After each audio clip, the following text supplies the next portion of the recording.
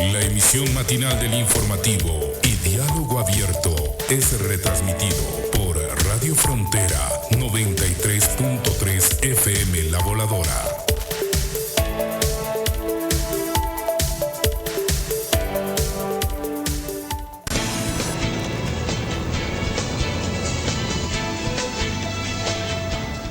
Bien, amigos, estamos ya de vuelta con ustedes a través de Diálogo Abierto de El Informativo. En esta mañana nos acompaña la asambleísta nacional Vilma Andrade, a quien le damos ya la cordial bienvenida. Sobre todo, hay muchos temas que tenemos que conversar, lo que sucedió en las últimas votaciones, qué es lo que pasa con estas medidas, cómo beneficia a la economía del país, y también hay un malestar.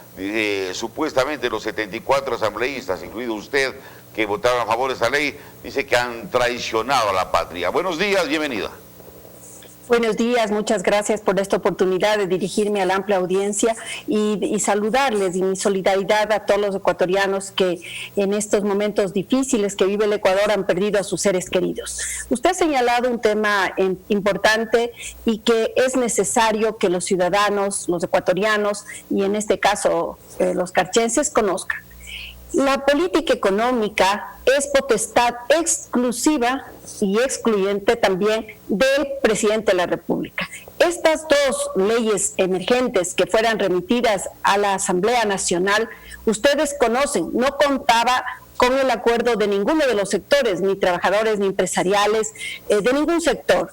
Nosotros lo que debimos hacer y nos ha correspondido y con mucha responsabilidad fue mejorar esas leyes, porque las leyes realmente tenían implicaciones que iban a ser sin duda lesivas pues a todos los sectores. Nosotros lo que hicimos es mejorarle, trabajarle, incorporarle ciertos beneficios que ahora mismo para el país son importantes. Ustedes recuerden que la pandemia además llega en un momento crítico para el Ecuador, cuando ya se habían bajado totalmente los ingresos petroleros, cuando no sabemos el país totalmente endeudado, con un endeudamiento exponencial que continuó la política este gobierno igual que en el correísmo, y sin tener ingresos en este momento, paralizada la economía, las exportaciones, no solo aquí, sino en el mundo.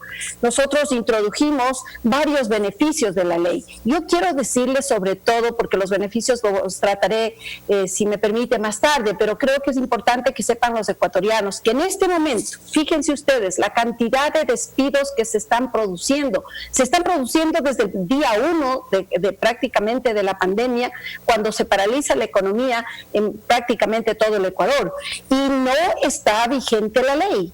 La ley que fuera aprobada en la Asamblea en este momento se encuentra en el Ejecutivo para su sanción, es decir, para que ponga, si es que desea, el ejecútese inmediatamente, o para que le modifique a la propuesta que la Asamblea ha presentado.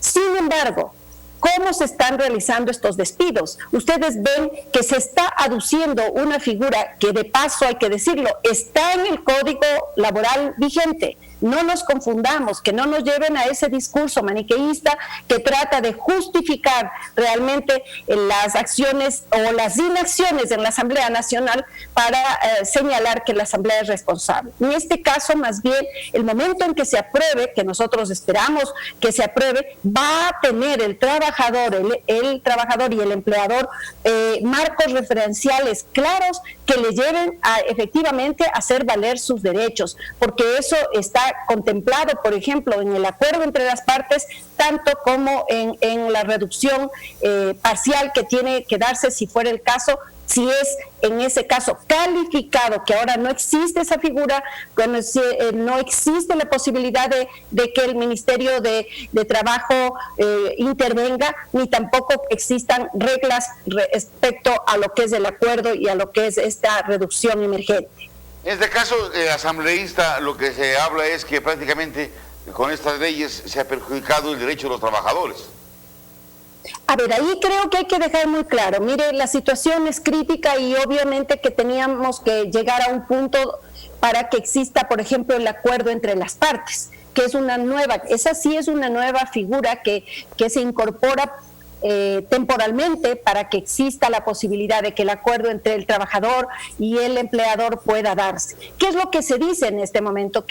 Y efectivamente puede ocurrir que el empleador tenga pues la supremacía, el poder por el hecho de ser el dueño o el accionista de la empresa y someter al trabajador. ¿Qué hicimos para blindar esta situación? Se puso condiciones muy claras. El trabajador, el empleador tendrá que abrir sus estados financieros, demostrar al trabajador, a los trabajadores que no tiene respaldo, que no tiene patrimonio, que no tiene reservas. No podrá el empleador tampoco utilizar dividendos, no podrá realizar los dividendos, ni sacar el capital.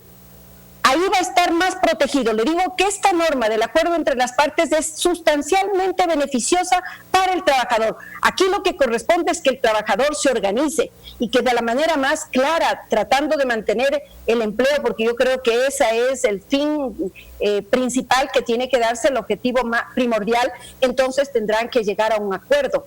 Yo no creo que el empleador quiera que su empresa cierre, se liquide.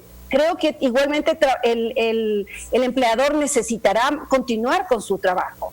Y el acuerdo, para mí, que es una figura esencial que desgraciadamente no está vigente. Todavía la ley no entra en vigencia y que luego podrá determinarse este acuerdo. ¿Bajo qué parámetros? No se puede llegar de ninguna manera a soslayar los derechos de los trabajadores. Es el acuerdo mutuo el que podrá llevar realmente a definir las condiciones. Y en el contrato de reducción emergente, ese ahora mismo se aplica. Ustedes ven, no está aprobada la ley. Sin embargo, como en el Código Laboral establece la figura de caso fortuito y fuerza mayor, están aplicando las empresas en forma indiscriminada. Inclusive yo veo que están acelerando este paso porque la ley ya establece condiciones y ya no podrán hacer lo que ellos están haciendo en este momento. Ahora, lo que corresponde igual que el trabajador, y ya lo está haciendo, están realizando las demandas correspondientes. Cuando exista la ley, más bien existe la posibilidad, y no solo posibilidad, sino que la responsabilidad del Ministerio de Trabajo para que efectivamente estas condiciones se den, siempre y cuando exista lo que se determina como fuerza mayor o caso fortuito. ¿Se puede hacer entonces trabajos temporales en este caso? ¿Se puede también tener plazos fijos de trabajo? A ver, sí, no cambian las condiciones de estabilidad. No cambia las condiciones, por favor, trabajadores, no cambia las condiciones de estabilidad, no se pierde, no puede perderse. Hay una figura nueva que se generó también, que es el contrato especial emergente, que es si una empresa está realizando un tipo de actividad y genera otros proyectos, otros productos, otros servicios, solo en ese caso, que sea nuevo a la actividad que ha venido realizando, podrá contratar a tiempo parcial. ¿Cuánto es eso? Mínimo 20 horas, máximo 40 horas y, lógicamente, con todos los derechos, afiliaciones, con todo lo que corresponde al proporcional del sueldo básico o al sueldo que acuerde con el empleador y el trabajador. Es decir, esta nueva figura aplica quizás y da oportunidad posiblemente para muchos otros trabajos y que ojalá eso se establezca y ojalá eso, las condiciones mejoren. En este momento, ustedes saben, la pandemia no solo que mata, sino que destruye empleos, destruye trabajos, destruye empresas y creo que destruye la economía en su conjunto.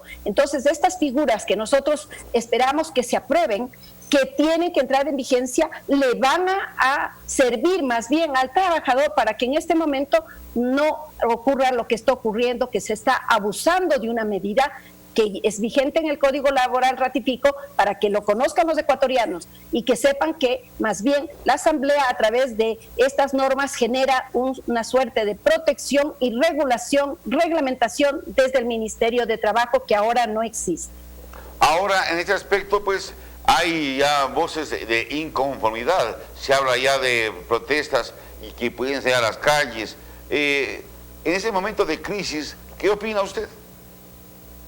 No, es que eso mire, está viviendo el país momentos dolorosos, sin duda está viviendo momentos dolorosos y se toman acciones tardías, acciones inadecuadas. Yo debo decir que de las medidas que envió el Ejecutivo y que nosotros la tratamos son complejas, son difíciles, pero a eso usted se suma medidas como las que ha tomado el Ejecutivo hace varios días, que no dependen de la ley, que son determinaciones directas del Ejecutivo respecto a la reducción salarial a los trabajadores a nivel público. Mire, todo ese tema contrae la economía y lógicamente generará mayor problema.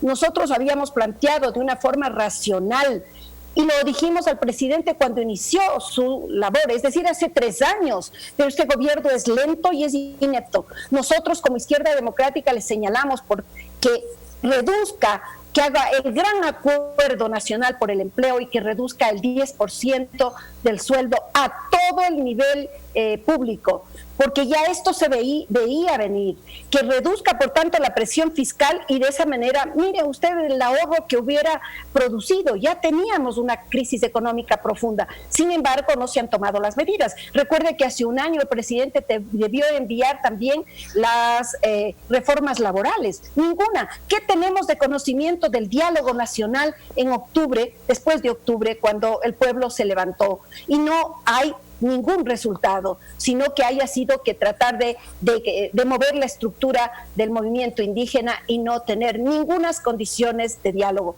Desgraciadamente no tenemos un norte, no sabemos a dónde va el país. Nosotros creo que es indispensable, y si me permite, doctor, que conozca a los ecuatorianos. En la ley, cuando esté vigente, nosotros hemos puesto términos muy importantes como la reprogramación de cuotas y nuevos créditos con condiciones especiales en todo el sistema bancario, todo el sistema financiero, que estén listos los ecuatorianos para realmente los que tienen deuda poder ir a reprogramar. No podrá verse atrás la entidad bancaria porque esto será ley y tendrá que accederse a esos beneficios. Igualmente el seguro de desempleo. Usted sabe que ahora se ponen vigente a 1 mes, 2 meses, 3 meses. Hoy es inmediato, a los 8 días de notificado, los afectados podrán recibir el seguro de desempleo abril, mayo, junio y julio.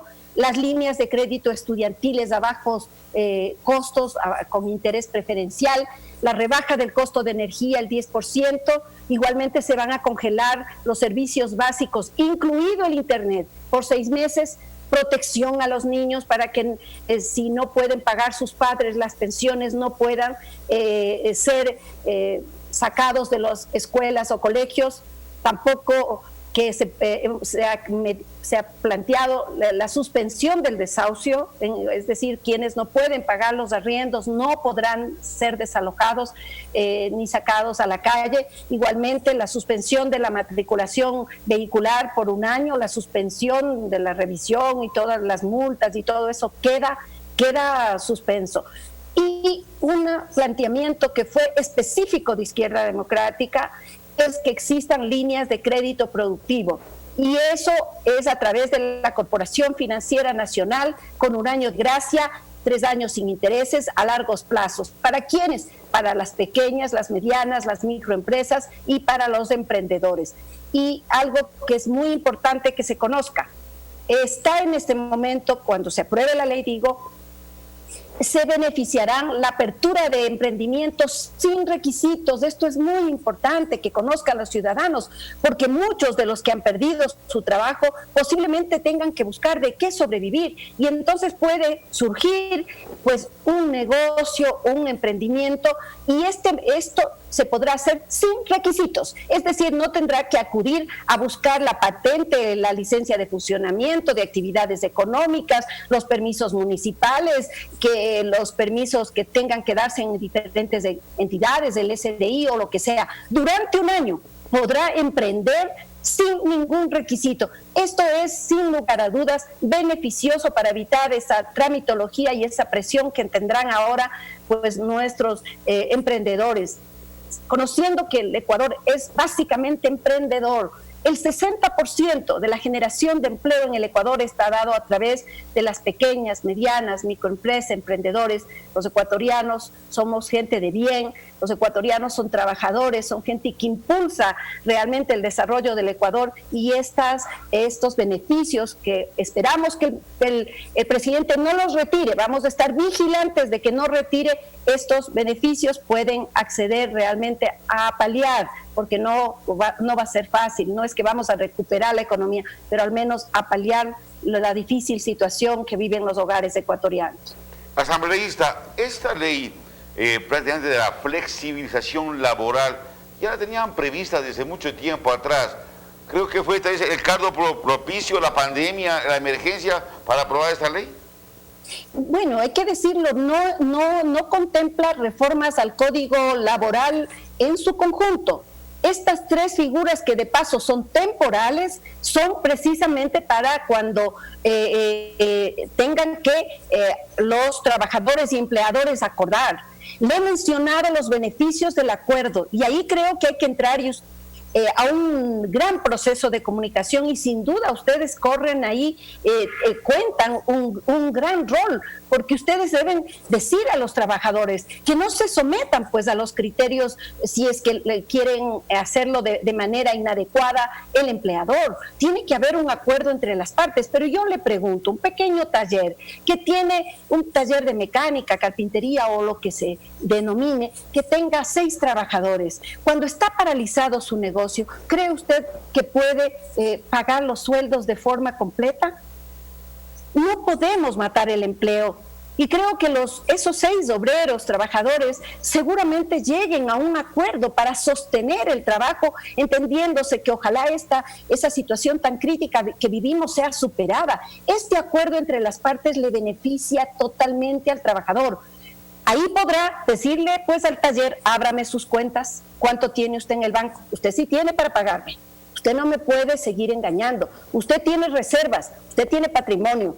Eso es beneficioso, eso no es precarización laboral. La figura de fuerza mayor, que desgraciadamente ni los dirigentes sindicales ni los dirigentes laborales no han dicho nada durante la vigencia de este capítulo del Código Laboral, que no es hecho por esta Asamblea, que viene vigente de hace muchos años, esta figura de la fuerza mayor a la que están aduciendo. Y para el ejemplo me pregunto, Confiteca, que es una de las primeras empresas que despidió a cantidad de trabajadores, ¿ya no va a volver a operar?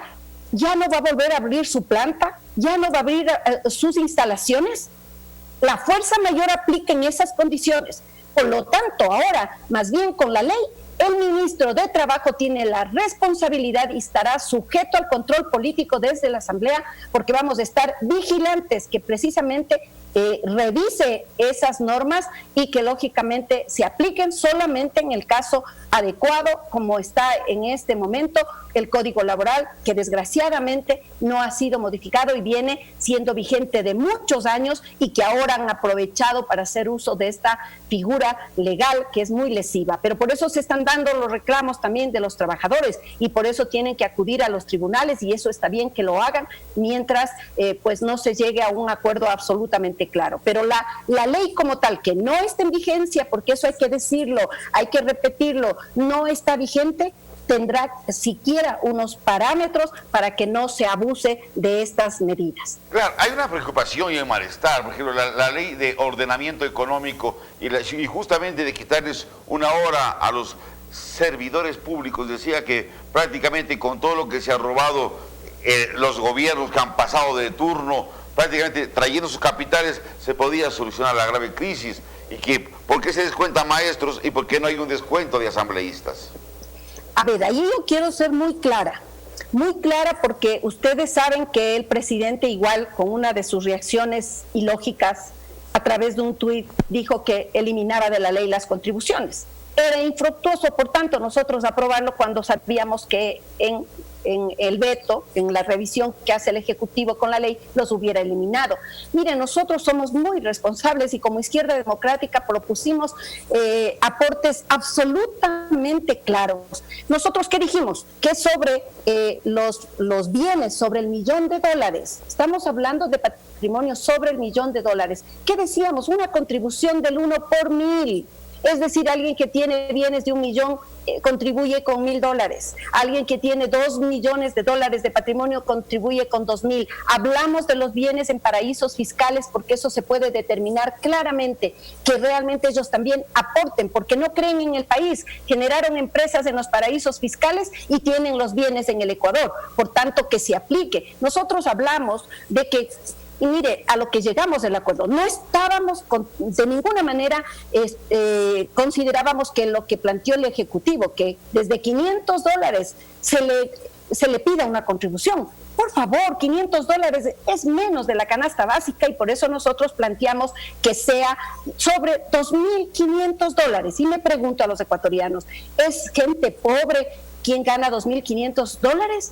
No está en una situación de vulnerabilidad como sí lo tienen con menores salarios. ¿Y qué dijeron los correístas?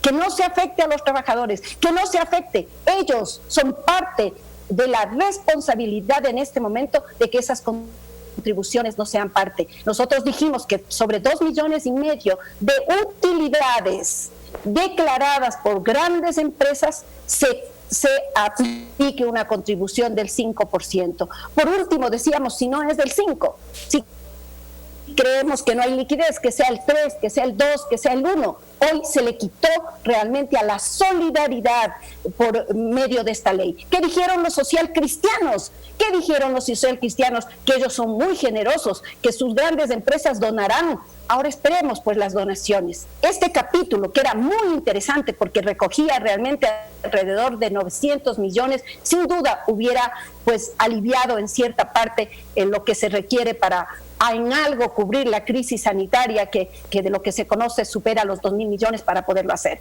Pero claro, también nosotros señalamos tácitamente, si venimos con una política de corrupción solapada, una corrupción enraizada, una corrupción que ha dañado el tejido social y que este gobierno ha dicho combatir y que ahora vemos que se repite, que entregan hospitales, que ponen una administración realmente compleja, corrupta. Nosotros hemos tomado acciones, hemos demandado al Contralor General del Estado con comunicaciones absolutamente claras desde Izquierda Democrática pidiéndole que haga una revisión al sistema de contratación y a quienes se registran para ser contratistas del Estado. Ahí está la trampa y esperamos que realmente, y vamos a estar también vigilantes de que el Contralor cumpla nuestro pedido. Nuestro pedido es que se revise si aquellos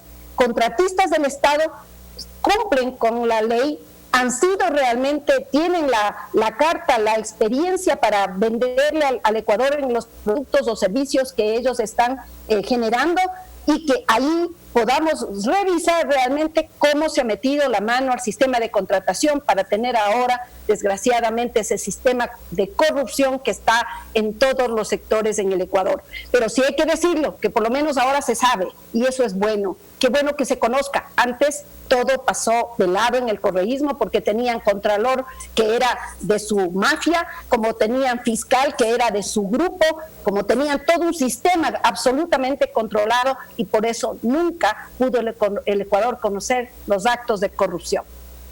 Mire, eso es importante. La corrupción es lo que está afectando al desarrollo del país. Si se pusiera a través de la Asamblea Nacional leyes más fuertes, o sobre todo quisiera cumplir las leyes existentes, de que los responsables, la gente que está en la parte política, que está en la parte de la corrupción, tenga buenas sanciones y sobre todo esos dineros se puedan recuperar, el país fuera otro. Pero lastimosamente son denuncias tras denuncias y ahí quedan. Y ustedes como fiscalizadores tienen la oportunidad de que esas cosas, esos dineros vuelvan y que los delincuentes vayan a la cárcel. usted topa un tema absolutamente importante y que para nosotros como Izquierda Democrática fue vital. Nosotros señalamos en la campaña nuestra propuesta de llevar a que sea parte del cuerpo normativo una norma que la llamamos informante cívico. Le debo decir que ahora está aprobada, que ya es parte del Código Integral Penal y otras normativas. ¿En qué consiste? Que usted conoce, en el Ecuador hay cientos de corruptos, pero hay miles de testigos que se niegan realmente a denunciar porque pueden perder su trabajo, porque pueden ser sujetos inclusive de graves problemas hasta de su integridad. Y no lo hacen porque siempre se conoce quién denuncia.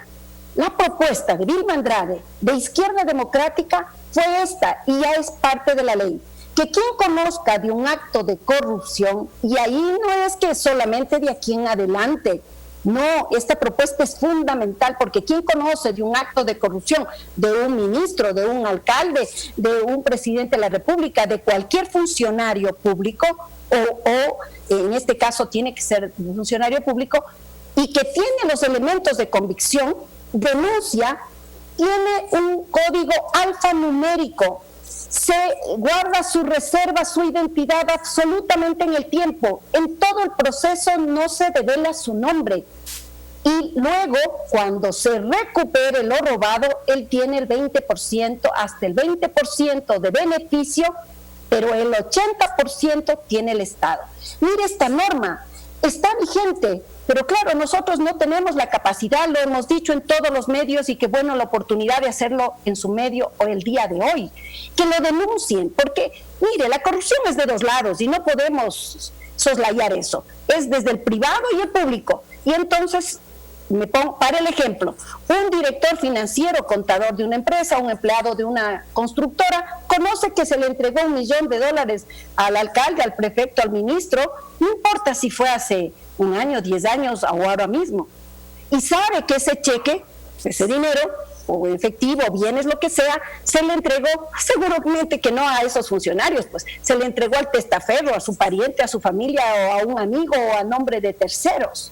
Si él conoce ese hecho, lo denuncia, y por lo tanto ese tercero, ese testaferro, tendrá que decir de dónde sacó $1 millón. Si no puede dar cuenta, aunque sea hace 10 años, porque esas cuentas sí los mantiene el Estado, aquí tendrá que devolverse ese dinero, recuperar lo robado, es decir, 200.000 se beneficia si fuera el tope, el denunciante, pero 800.000 recupera el Estado. Esta norma está vigente, ecuatorianos, por lo tanto no caigamos, no seamos presa de la corrupción. El problema es también que los ecuatorianos hemos perdido la fe, se ha perdido la fe en las instituciones, y entonces es más fácil decir, no importa que roben, porque hacen obra.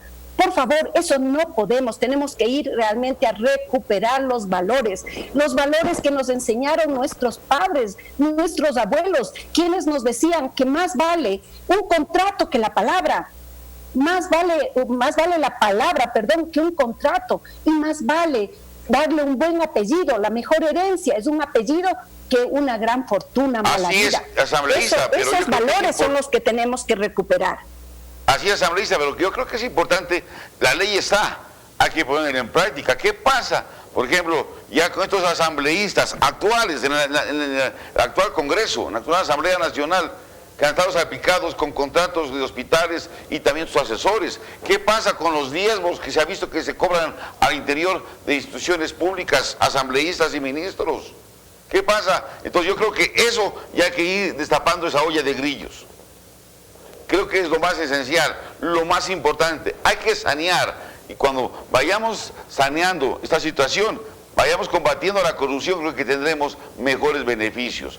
Porque ahorita la gente está preocupada que se les descuenta 1 hora salarial a los empleados públicos. Y cuando los grandes que están dentro de los grandes puestos y cargos siguen robando el dinero, ¿a quién le echamos la culpa? Después se van del país y la situación sigue igual. Entonces yo creo que esa es la oportunidad que se tiene que hacer. Entonces tenemos que hacer una gran valoración. Creo que estamos nuevamente, no estamos con la conexión con la asambleísta Vilma Andrade, esperamos nuevamente la reconexión para poder justamente informar estos casos. Eso es lo que ha afectado. Ahora, hay que ver qué es lo que piensan los trabajadores de esas leyes que dicen que son momentáneas. ¿Qué pasa con las bandas en lo que se vean los combustibles? Entonces yo creo que se va a mantener, se dice que va a subir el 5%. Entonces yo creo que hay cosas que hacer, un análisis fundamental en ese tema. Tenemos que tratar de buscar soluciones. El país ya no cree en la clase política, el país cree que tiene que haberse un baño de verdad y que la gente que ha hecho o ha estado en actos de corrupción tienen que ser fuertemente sancionados, tienen que estar en la cárcel o fuera del ring político, porque no esperemos que vengan cada vez a saquear más al país, y eso es lo que preocupa, y ustedes como asambleístas tienen que cumplir esas disposiciones. ¿Cómo estamos con la conexión? Listo.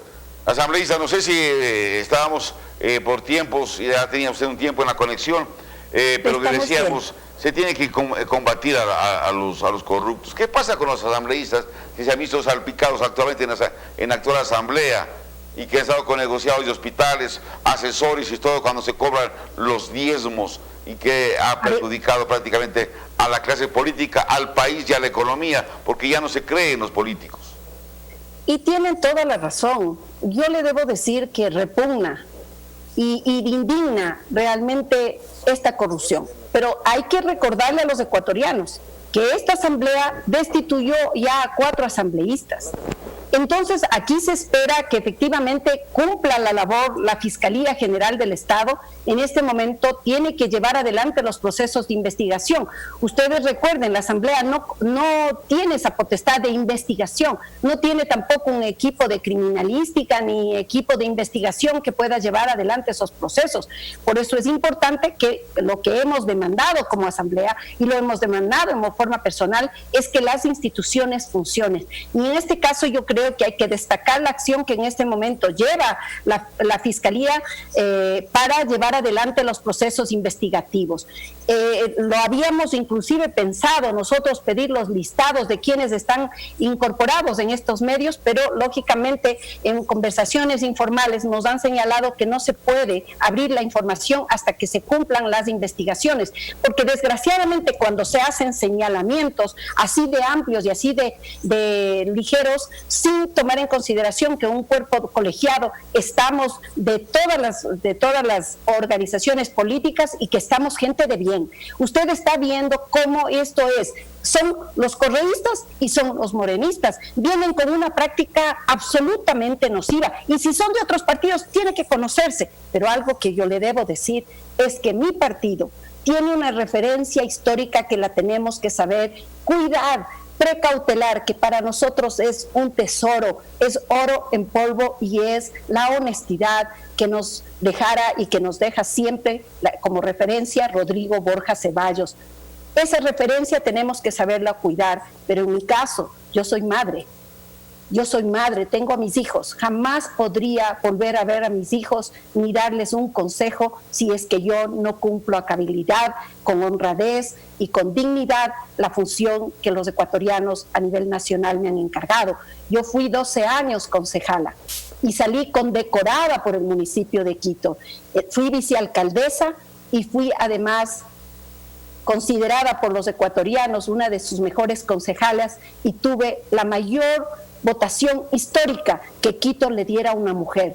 Eso para mí es un honor y lo debo llevar en alto grado, y por eso me duele y me indigna que haya gente a la que los ecuatorianos hayan respaldado, le hayan dado una ubicación en la Asamblea Nacional, y que ahora avergüenzan no solamente a quienes también estamos en ese hemiciclo, sino a todos los ecuatorianos. No debían jamás haber llegado a tener ninguna dignidad. Es ahora justamente lo que tienen que actuar ustedes. Hay asambleístas que ya han salido salpicados con la corrupción, la mano dura. Otra cosa, asambleísta, cuando planteó el presidente de la República que nadie debe ganar más que el presidente, que planteaba $2.500, ¿por qué no pasó esa ley? Bueno, eso está no mandó en esa forma. El planteamiento del presidente fue que se rebaje el 50% para él y sus ministros. Mire, hay aquí, y no por justificar, pero hay normas constitucionales. Recordemos que nuestra Constitución es absolutamente garantista. Nuestra Constitución no permite, y está en el cuerpo vigente, una rebaja de sueldos. Por eso es que en este momento lo que está haciendo es medidas igual temporales mientras dure su gobierno, en definitiva, porque usted conoce, no se puede rebajar los sueldos y peor a través de una ley que es en definitiva un cuerpo legal de menor jerarquía que la Constitución. Entonces, sí, lo que se ha hecho es eso. Nosotros hemos planteado, mire, como Izquierda Democrática hemos sido una voz muy seria dentro de la Asamblea.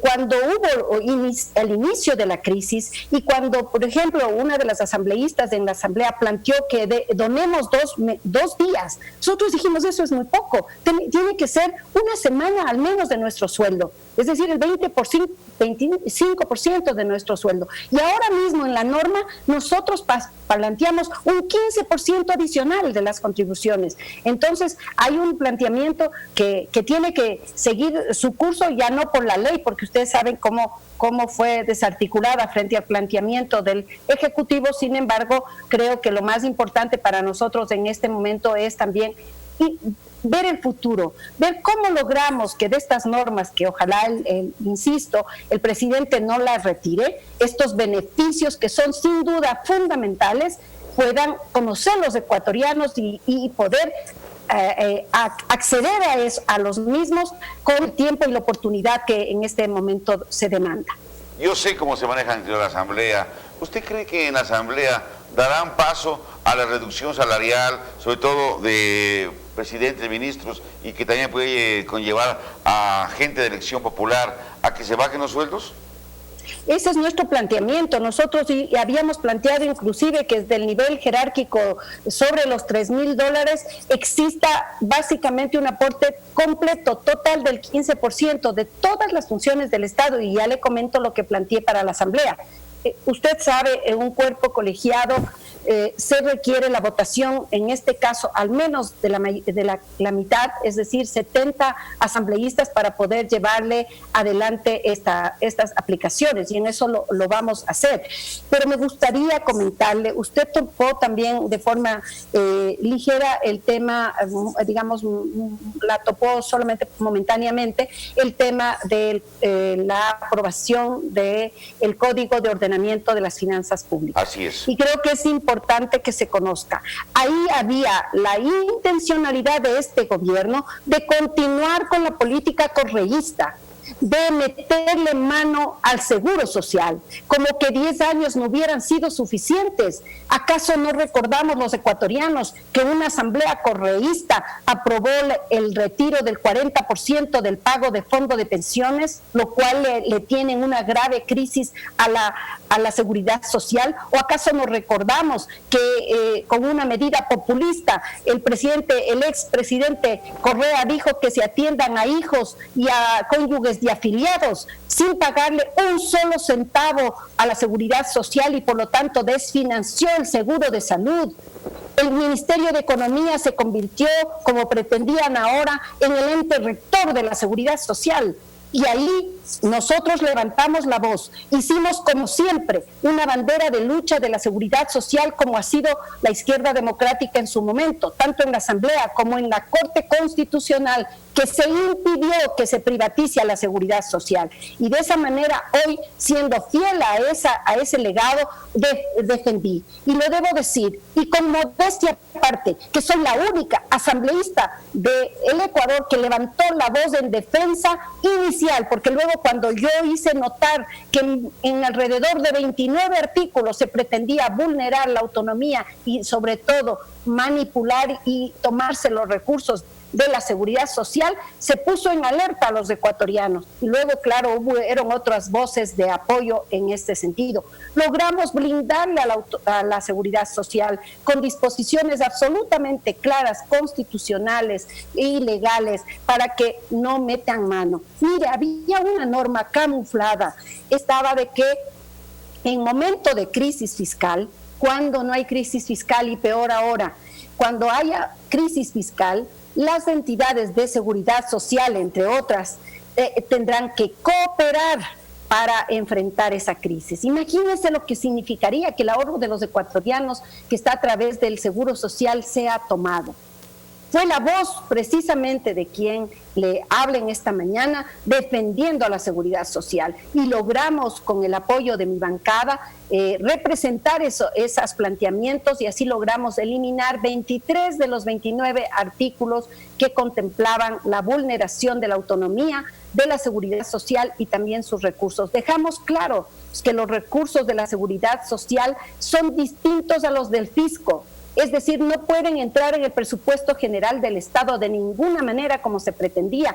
Y dejamos claro que los cuerpos directivos, esto es el Consejo Superior del IES, del ISFA y del ISPOL, son los que determinan las políticas y reglamentación para realmente precautelar y darle sostenibilidad a la seguridad social. Eso era prácticamente, le digo, si la ley entraba por el Ministerio de la Ley, es decir, si nosotros no aprobábamos, entraba esta ley nefasta para la seguridad social. Y por eso digo a los ecuatorianos, mi conciencia y mi espíritu está en alto de haber defendido a la seguridad social, porque defender a la seguridad social no es defender al IES, que está mal manejado, y a la corruptela que continúa, no es defender a los hospitales donde hay criminales que están usurpando los recursos del IES, no es defender a los del Banco del IES que le están prácticamente quebrando a la organización. Defender la seguridad social es defender a los trabajadores, es defender a los jubilados, a los pensionistas, a las viudas, a los huérfanos, porque me pregunto, si la seguridad social quiebra, ¿a dónde van a recurrir para el seguro de desempleo? Cuando el trabajador se enferme, ¿a dónde va a recurrir si no es a la atención de salud? Cuando el jubilado no tenga ingresos, ¿de qué puede sobrevivir? Cuando la viuda, el huérfano no tenga pues la pensión, ¿de qué va a sobrevivir? Defender la seguridad social es defender al Ecuador. No hay país que logre sobrevivir sin seguridad social y eso es mi compromiso y voy a estar también, nuevamente le digo, expectante que el presidente no se burle de los ecuatorianos. Hemos puesto disposiciones claras y no las puede cambiar en el veto. Eso vamos a estar con todos, con las Fuerzas Armadas, que ellos sí defendieron, las Fuerzas Armadas y el ISFA defendieron realmente la posición, y qué irónico que los correístas que destruyeron la seguridad social ahora hablaban de defensa de la seguridad social. ¿Y qué dijeron tampoco los socialcristianos? Mutis en el foro, porque en ese acuerdo soterrado que tienen no dijeron nada para defender la seguridad social. Sí, asambleísta, y estoy de acuerdo y correcto con eso, pero yo creo que el Estado no puede disponer de los recursos de los afiliados y también no puede disponer de los recursos del BIES, porque prácticamente sabemos cómo ha manejado, el seguro entraría en quiebra. Así es, efectivamente usted lo conoce perfectamente. Mire, si el Ecuador ha sostenido realmente el sistema de seguridad social ha sido porque hay un elemento fundamental dentro del sistema que usted le conoce, que es la solidaridad. El que más gana paga para el que menos tiene, el sano paga para que le esté el enfermo y el trabajador que está en condiciones normales trabajando paga, colabora, se solidariza con aquel trabajador que está jubilado. Este sistema que se ha logrado mantener en el Ecuador, creo que tenemos que buscar es que haya una administración técnica. Y el siguiente paso que tiene que darse y que hemos demandado del cuerpo directivo de la seguridad social, del Consejo Superior del IES, es que haga una reforma integral que le permita liberarse de estos tentáculos de los gobiernos de turno para acabarle a la seguridad social. Mira el gobierno de Correa, ¿qué hizo? 12.500 millones en inversiones, ¿soportadas en qué? En bonos que ahora mismo son basura, Es decir, le robó a los trabajadores, le robó a los afiliados ese dinero, porque ahora mismo ese dinero no existe, no está respaldado. Entonces, para que haya inversiones rentables, para que se permita la seguridad social, sí, invertir, pero con rentabilidad. Le han pagado, y eso hay que decirlo, el gobierno anterior pagó la rentabilidad, pero no le ha devuelto esos recursos. Mire, hay un tema también complejo que distorsionó totalmente el gobierno anterior. Él, un economista, diciéndose economista, por favor, las madres de familia sabemos más de economía que lo que sabía el correísmo. ¿Qué hizo Correa? Decir que en la seguridad social hay superávit, y entonces se tomó los recursos del seguro social, cuando en ningún seguro tiene superávit. Lo que tiene son reservas para que en el momento que efectivamente tenga que acudir a la atención de salud, de jubilación y de otros riesgos del trabajo, la seguridad esté soportada con inversiones, claro, potentes, distintas a las que se les ha manejado. Hoy nosotros hemos puesto disposiciones claras para que precisamente se reconozca a los cuerpos directivos como los que toman las decisiones, y esperamos que efectivamente vaya a esta gran reforma de la seguridad social. Mire que no han querido hacerla. Yo tengo apenas 2 asesores. Llegar a una reforma integral se requiere actuarios, se requiere economistas, se requiere realmente de un trabajo en conjunto con los trabajadores, los jubilados. Esa es la gran responsabilidad que hemos demandado del Consejo Superior del IES, que desgraciadamente ha sido subordinado, subalterno. No aparecieron nunca a defender la ley, que si no hubiera sido una voz fuerte, enérgica y con conocimiento para defender la seguridad social, en este momento la ley ya hubiera estado contemplando todas estas arbitrariedades y estas inconstitucionalidades para llevarse el dinero de todos los ecuatorianos. Así es, muy preocupante. Yo quiero agradecerle a usted, asambleísta Vilma Andrade, por ese tiempo que ha otorgado a la provincia del Carchi a través del Canal del Pueblo. Gracias por su apertura y por darle una muy buena información. Muchísimas gracias a ustedes, siempre a la orden.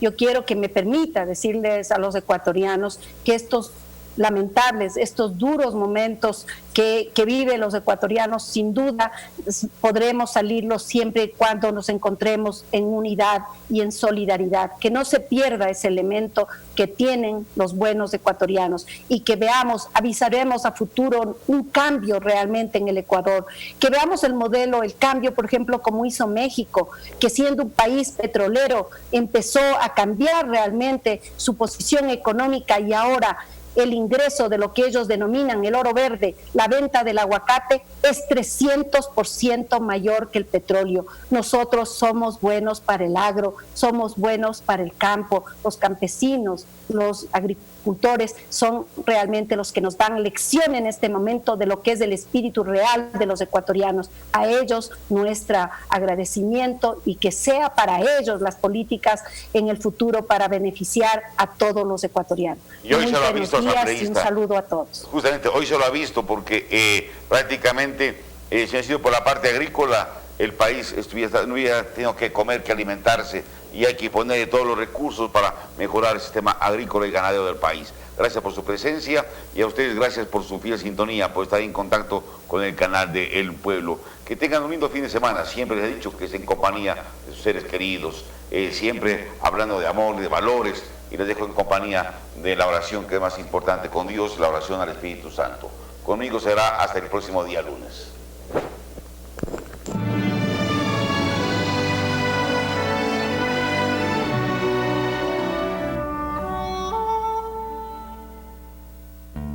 Queridos hermanos, bienvenidos una vez más a Yo Creo en Dios. Por si no lo sabías, el Espíritu Santo